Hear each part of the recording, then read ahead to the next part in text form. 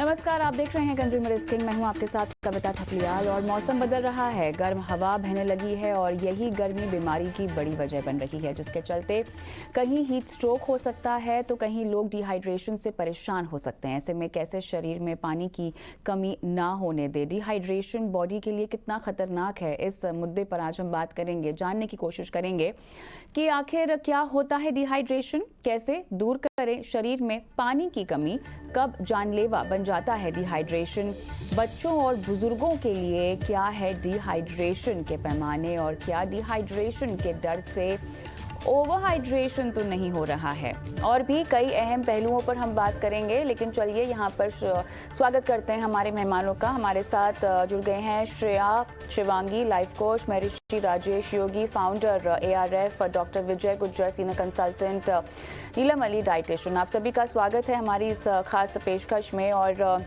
Doctor विजय, आपके पास आऊंगी सबसे पहले, क्योंकि डिहाइड्रेशन का मतलब क्या है।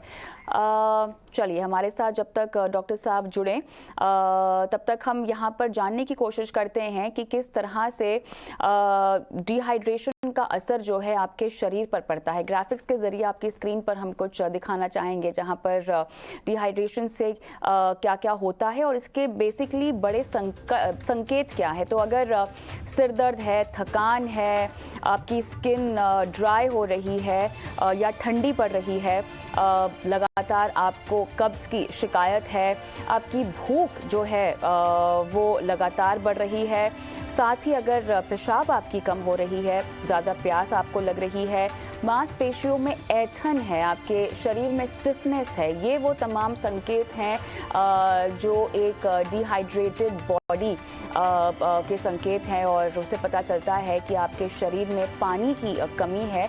कहीं ना कहीं बढ़ती गर्मी के वजह से हम देख रहे हैं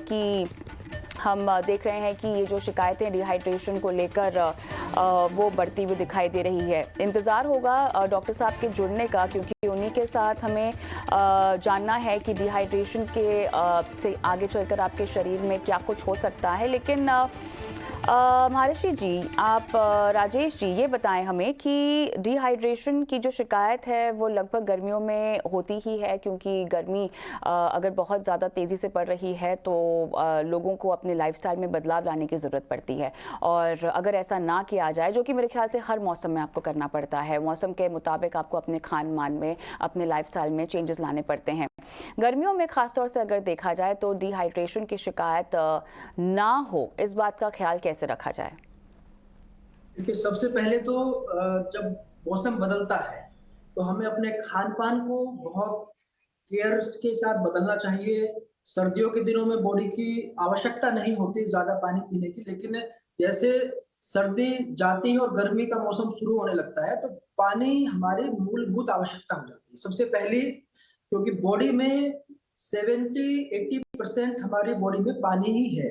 ब्रेन की बात करें, चाहे हम लिवर की बात करें, चाहे हम इंटेस्टाइन की बात करें, जितने भी हमारे ऑर्गन्स हैं सब में पानी की एक बड़ी आवश्यकता है।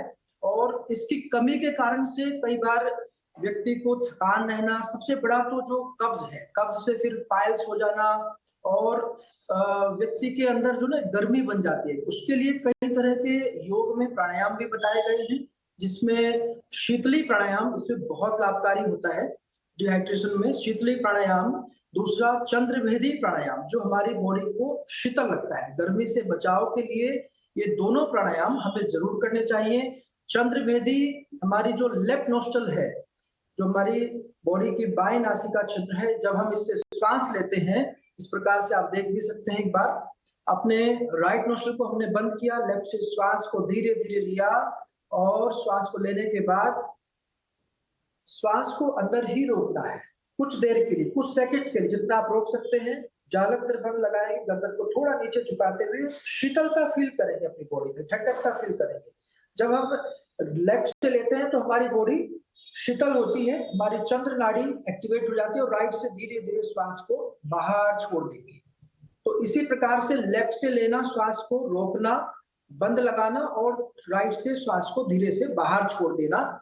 ये हम अगर 5 से 10 मिनट प्रतिदिन सुबह के समय करेंगे तो आप देखेंगे कि जो डिहाइड्रेशन की प्रॉब्लम है इससे आप बच पाते हैं। शरीर में जो गर्मी है उसको आप शीतलता में बदल सकते हैं। जैसे चंद्रमा और सूर्य, ये दो हमारे पूरे पृथ्वी पर, पूरे ब्रह्मांड में टेम्परेचर को मेंटेन करते हैं, ऐसी हमारी बॉडी में भी चंद्र नाड़ी, लेफ्ट नोस्ट्रल, राइट नोस्ट्रल हमारी सूर्य नाड़ी, ये भी हमारी बॉडी का टेम्परेचर मेंटेन करती है।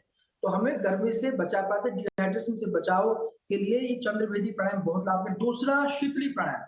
शीतली, अपनी टंग को हम रोल करेंगे जैसे किसी पक्षी की चोंच होती है, इस प्रकार से, और श्वास को अंदर भरेंगे तो शीतलता फील होगी हमें।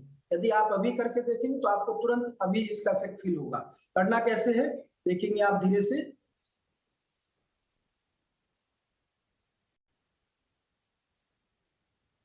ये हमने श्वास को धीरे धीरे जीवा के द्वारा रोल करके अंदर भरा और नासिका छिद्रों से बाहर छोड़ दिया, दोनों नोस्ट्रल से श्वास को बाहर छोड़ दिया। फिर से श्वास को अंदर भरेंगे,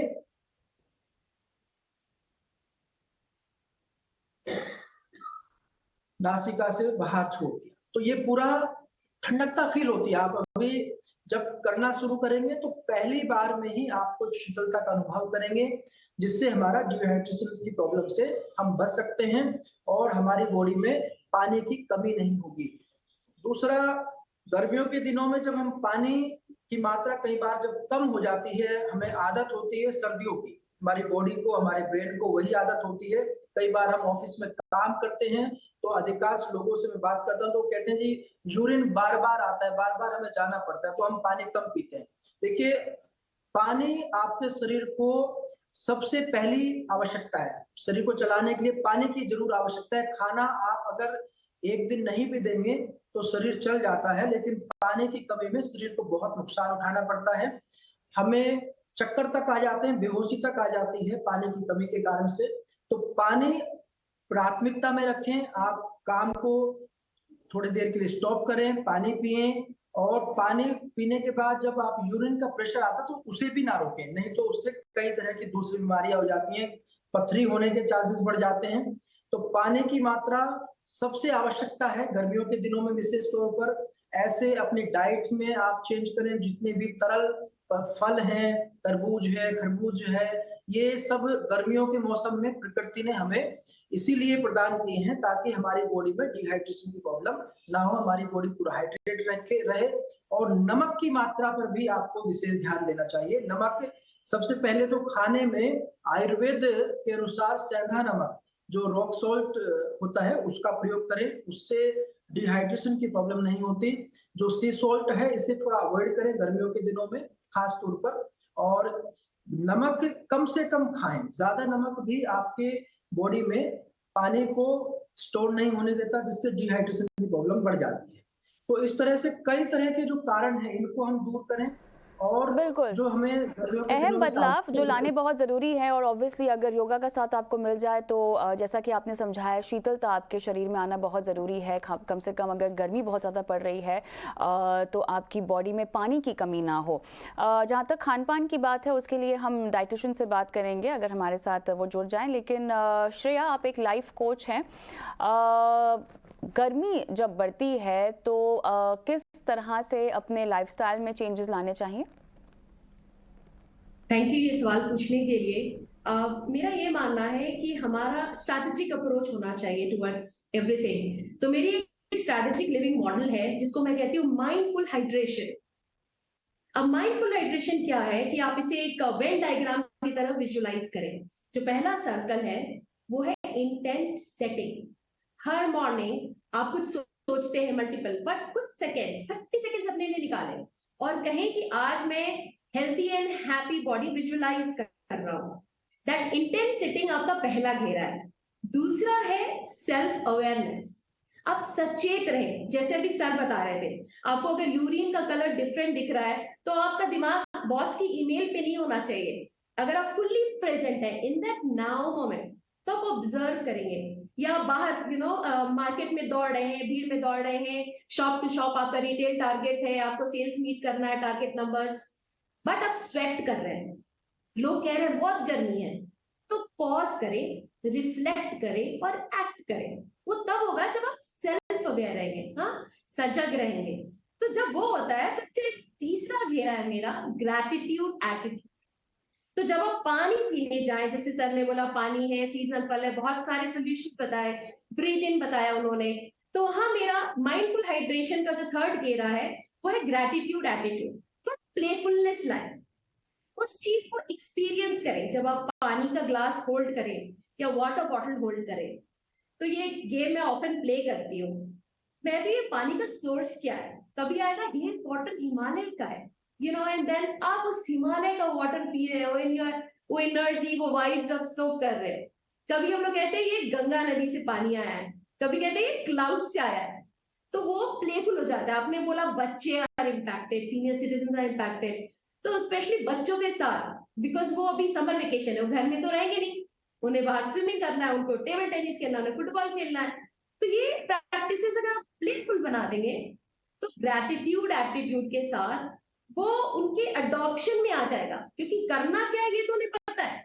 मेरे क्लाइंट्स भी ये कहते हैं श्रेया करना क्या है हमें पता है, बट हम कर नहीं पाते, हमारे पास टाइम नहीं है।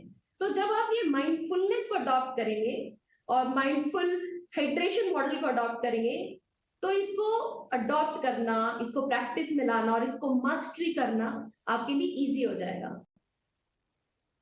तो ये दिस इज फ्रॉम मी कविता। बहुत बढ़िया श्रेया, काफ़ी अच्छे से आपने समझाया कि कैसे आप अपनी थिंकिंग से, अपने थॉट से कम से कम अपने अंदर की चीज़ों को तो कंट्रोल कर सकते हैं, अगर बाहर की चीज़ों पर आपका कंट्रोल नहीं है तो। लेकिन डॉक्टर विजय गुज्जर मेरे साथ जुड़ गए हैं, और डॉक्टर साहब आपका अहम योगदान होगा इस पूरी चर्चा में, क्योंकि समझना होगा कि डिहाइड्रेशन के साइड इफ़ेक्ट्स क्या हैं और क्या ये केवल एक मौसम की प्रॉब्लम है। हमने शो की शुरुआत तो गर्मी एक वजह को बताकर की है, लेकिन डिहाइड्रेशन हम देखते हैं कि अक्रॉस एज ग्रुप्स लोगों में पाया जाता है, अक्रॉस सीजन्स पाया जाता है। किस तरह की कंडीशन होती है डिहाइड्रेशन की और इसके साइड इफेक्ट्स क्या हैं, और क्या ये सीजन रिलेटेड प्रॉब्लम है? जी नमस्कार, बहुत बहुत धन्यवाद आपका ये जनरल अवेयरनेस के लिए जो आपने ये सेशन रखा है, काफी इम्पोर्टेंट है। जैसा कि अभी गर्मियां आने वाली हैं तो उसमें ये बहुत ही इम्पोर्टेंट हो जाता है हम इसके बारे में डिस्कशन करें।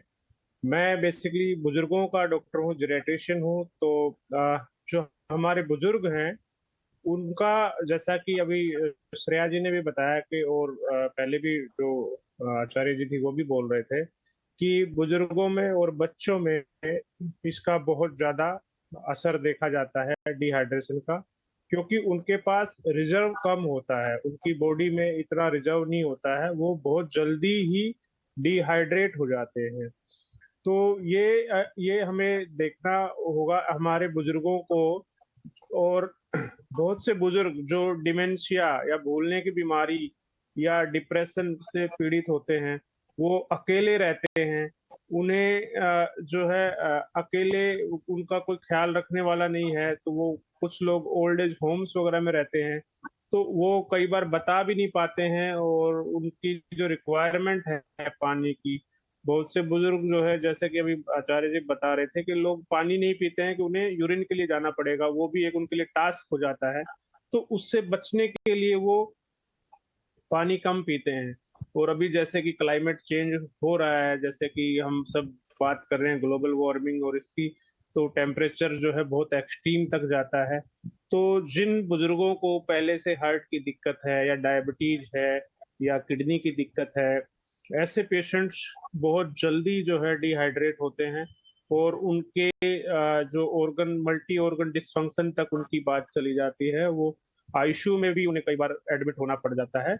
तो इसका इलाज जो है काफी मुश्किल हो जाता है। तो इसका जो बचाव है, उस सावधानी से अगर हम बचाव कर लेंगे तो एक बहुत बड़ा जो है इसमें बचाव किया जा सकता है। और जैसे कि आप कह रहे थे कि पूरे साल जो है, सिर्फ गर्मियों में नहीं, दूसरे सीजन्स में भी डिहाइड्रेशन का खतरा जो है लोगों को रहता है। वो लोग जो है अपनी वाटर इनटेक को कम करते हैं, तो इस वजह से उन्हें डिहाइड्रेशन का रिस्क बना रहता है।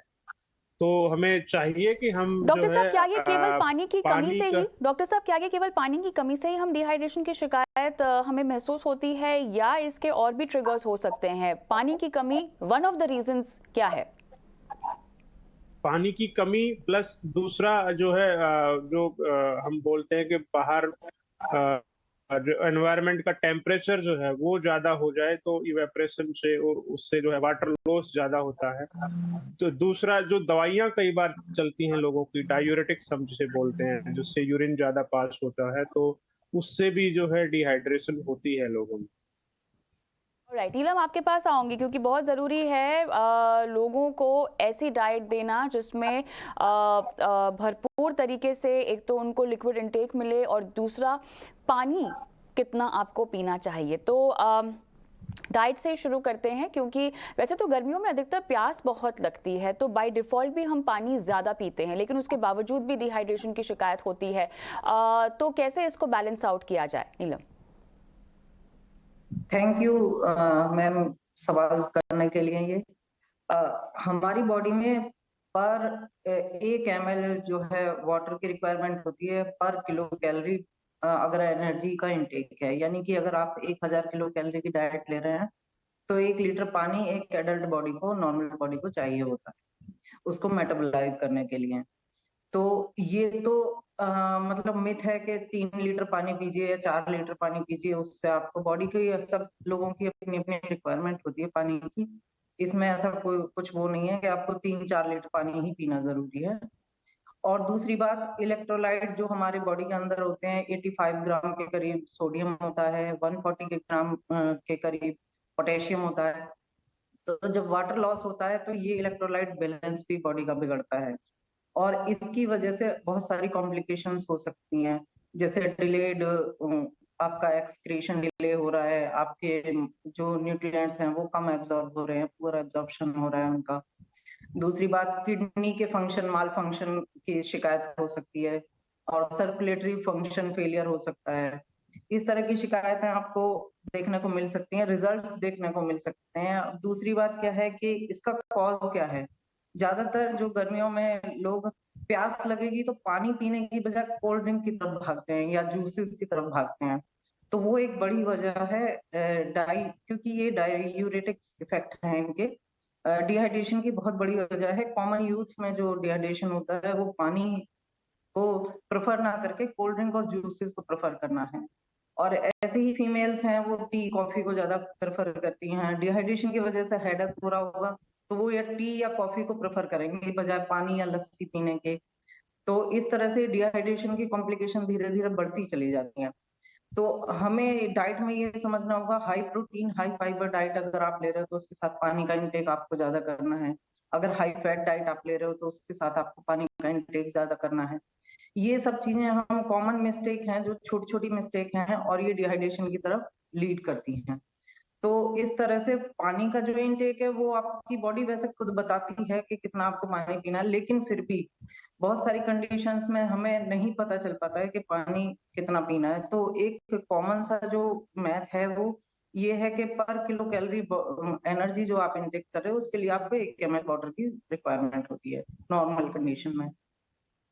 अब इसके अलावा आप कैसे बच सकते हैं डिहाइड्रेशन से गर्मियों में या सर्दियों में। सर्दियों में भी होता है डिहाइड्रेशन, ऐसा नहीं है कि सर्दियों में नहीं होता है। टी कॉफी ज्यादा ली जाती है, पानी कम पिया जाता है सर्दियों में। गर्मियों में क्या होता है कि आपके जो नेचर ने दिए हुए फ्रूट्स और वेजिटेबल्स हैं उनमें भर भर कर पानी की मात्रा, आप उन्हीं खा लीजिए, बस डिहाइड्रेशन तो वैसे ही नहीं होगा। दूसरी बात, आपको जो फ्रूट्स नेचर ने दिए हैं उनको एज इट इज खाइए, जैसे आप नेचर ने दिए हुए हैं। उनको नमक वगैरह डालकर नहीं खाना चाहिए, उससे भी आपको डिहाइड्रेशन की थोड़ी प्रॉब्लम हो सकती है। दूसरे, उनका जूस निकाल के पीने की कोशिश मत कीजिए जब तक कि आपको डिहाइड्रेशन नहीं है। यदि डिहाइड्रेशन हो गया तो आप जूस ले सकते हैं, कोई वो नहीं है। अगर नहीं है तो आप नॉर्मली 500-600 ग्राम फ्रूट्स, 500-600 ग्राम रॉ वेजिटेबल्स अगर आप खाएंगे तो कभी डिहाइड्रेशन की प्रॉब्लम होगी ही नहीं, और 1-2 लीटर पानी आप पीजिए। टी कॉफी भी अगर उसके अलावा आप ले रहे हैं तो उससे भी मतलब अगर इतना आप फ्रूट वेजिटेबल्स और पानी का इंटेक कर रहे हैं तो उसके साथ आप 2-3 कप टी कॉफी ले सकते हैं, उससे आपको डिहाइड्रेशन की शिकायत कभी भी नहीं होगी। हाई डॉक्टर प्रोटीन नीलम, डाइट का तो डॉक्टर नीलम यहाँ पर हमें सॉलिड्स जो डाइट है वो कम कर देने चाहिए क्या? नहीं, देखिए, अगर डिहाइड्रेशन हो चुका है तब तो आपको सॉलिड्स कम करने की जरूरत है। अगर डिहाइड्रेशन नहीं है और ओके। नॉर्मल कंडीशन में आप हैं, हाँ। तब आपको सॉलिड कम करने की रिक्वायरमेंट नहीं होती है। हम्म। अगर आप डिहाइड्रेटेड हैं तो सबसे जो पहली बात है वो आपको ड्रिंकिंग कैसे करनी है पानी की, वो भी इम्पोर्टेंट होता है। आपको मेथड क्या अपनाना है। सिप्स में आप पानी पीजिए, तभी आपको जल्दी से रिहाइड्रेशन होगा। सिप्स में आप पानी पियेंगे तो वो उसको एब्जॉर्ब होने का थोड़ा ज्यादा टाइम मिलेगा। बॉडी के अंदर मेटाबोलाइजेशन तो होता नहीं है पानी का, तो वो पानी आप तेज तेज पियेंगे तो वो एकदम से बाहर निकलने की कोशिश करेगा। तो अगर सिप्स में पियेंगे, चाहे नारियल पानी आप पी रहे हैं, चाहे मट्ठा आप पी रहे हैं, या बटर मिल्क ले रहे हैं, या फिर आप कोई जूस ले रहे हैं, उसको सिप्स में पीने की कोशिश कीजिए। सिप सिप करके पियेंगे तो जल्दी से रिहाइड्रेशन हो जाएगा आपका। उस दौरान आप पतली दाल बना के खा सकते हैं, खिचड़ी बना के खा सकते हैं। हैवी फूड से बचना चाहिए जिसमें कि पानी की और ज्यादा रिक्वायरमेंट होती है मेटाबोलाइज होने के लिए। नीलम जी, यहाँ पर बच्चों को कैसे लेकिन पानी पिलाया जाए, क्योंकि बड़ों को तो फिर भी अब एक डिसिप्लिन्ड अप्रोच वो अपना सकते हैं अपने खान पान में, लेकिन बच्चों को कैसे आप इंश्योर करें कि सही तरीके से वाटर इनटेक उनके शरीर में जा रहा है? हाँ जी, ये बड़ी प्रॉब्लम होती है खासकर स्कूल गोइंग किड्स के बिल्कुल। लिए। हाँ। तो सबसे पहले तो आपको ना अप्रोच जो बच्चे की बनानी होती है ना, वो बचपन से ही बनानी होती है कि आपको बच्चे की अप्रोच आपको फास्ट फूड की तरफ नहीं ले जानी है, नेचुरल फूड्स की तरफ ले जानी है। जब भी आप कोई रिवॉर्ड दे रहे हैं बच्चे को, तो बजाय एक कुरकुरे का पैकेट या एक कोल्ड ड्रिंक का बॉटल देने के बजाय आपको करना क्या है, आपको उसको फ्रूट्स देने हैं या कोई हेल्दी कोई मील बना के देना है उसको। ब्यूटीफुल तरीके से आप उसको मतलब प्रेजेंटेबल तरीके से आप उसको बच्चे को फ्रूट्स वगैरह देंगे तो वो जरूर खाएगा। ऐसा नहीं है कि हम ही वो गलत आदतें डालते हैं बच्चे के अंदर बचपन से ही, जो आगे बड़े होकर उसको बहुत सारी बीमारियों की तरफ धकेल देती हैं चीजें। ऑलराइट। यहाँ पर अभी एक पहलू मुझे समझना होगा कि डॉक्टर विजय, डिहाइड्रेशन अगर काफी लंबे समय तक चला गया तो इसके साइड इफेक्ट्स कैसे आपके बॉडी ऑर्गन्स पर पड़ते हैं? जी, जैसे कि डिहाइड्रेशन, जैसे हम बताते हैं कि अगर लंबे समय तक चलता है तो आपकी बॉडी में जो ब्लड का वॉल्यूम है वो भी कम हो जाएगा, आपको चक्कर आना शुरू हो सकता है, आपका मेंटल स्टेटस बिगड़ सकता है, डिलीरियम हम उसे बोलते हैं। आप बहकी बहकी बातें करना या चिड़चिड़ा हो जाना, या किडनी को आपको फिल्टर करने का उसके लिए मौका नहीं मिलेगा तो किडनी का फेलियर का रिस्क रहता है, और हार्ट फेलियर तक का भी रिस्क रहता है, और कार्डिक अरिदमियाज हम बोलते हैं, उससे कार्डिक अरेस्ट तक भी हो सकता है अगर आप लंबे समय तक उसको इग्नोर करते हैं।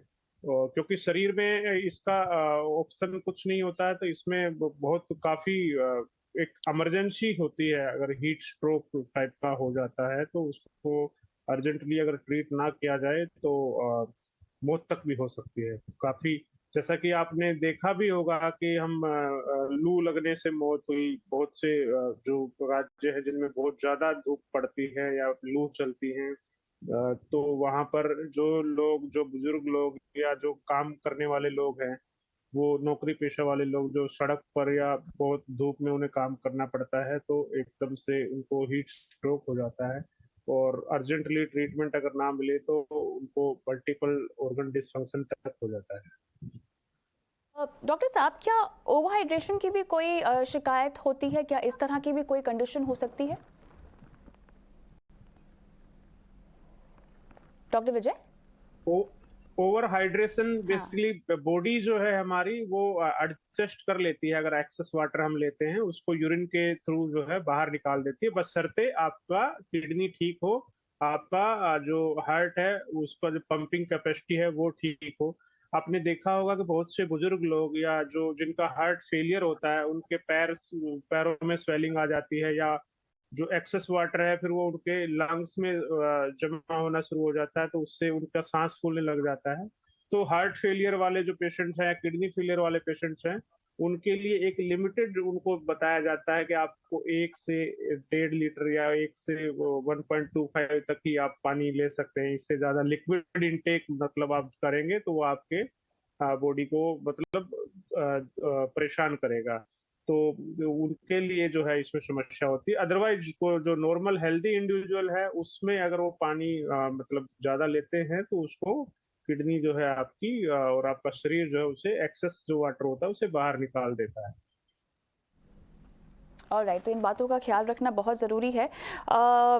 लेकिन राजेश जी, आपसे अभी आपने शरीर को आप कैसे ठंडा रख सकते हैं उसके लिए आपने योगासन तो बता दिया है, लेकिन जनरली अगर हम क्योंकि केवल डिहाइड्रेशन की बात नहीं है, ये एक ट्रिगर हो सकता है बहुत बड़ी प्रॉब्लम के लिए।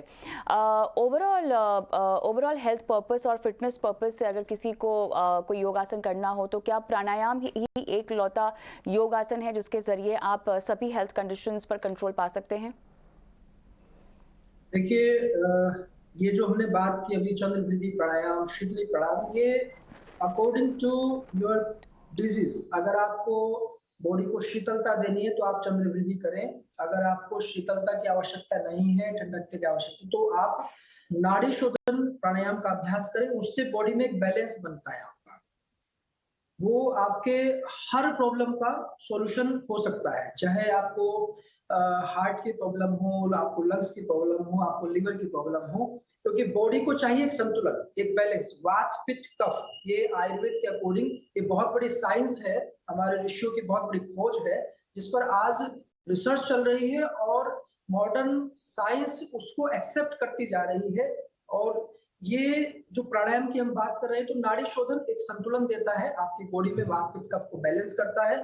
आपको कोई भी रोग हो आप इसको कर सकते हैं, और जो व्यक्ति स्वस्थ है जिसे कोई रोग नहीं, वह भी इसका अभ्यास करेगा नाड़ी शोधन का, तो उसके लिए भी ये बहुत रामबाण होगा। दूसरी बात, सूर्य नमस्कार के अभ्यास व्यक्ति को हर रोज करने चाहिए। चाहे हम डिहाइड्रेशन की बात कर रहे हैं आज इस शो में, लेकिन एक जनरल हेल्थ की बात करें तो सूर्य नमस्कार के यदि आप रोज 5 राउंड भी कर लेते हैं, 12 पोस्चर्स का एक पूरा समूह होता है सूर्य नमस्कार, आप गूगल पर जाकर देख सकते हैं।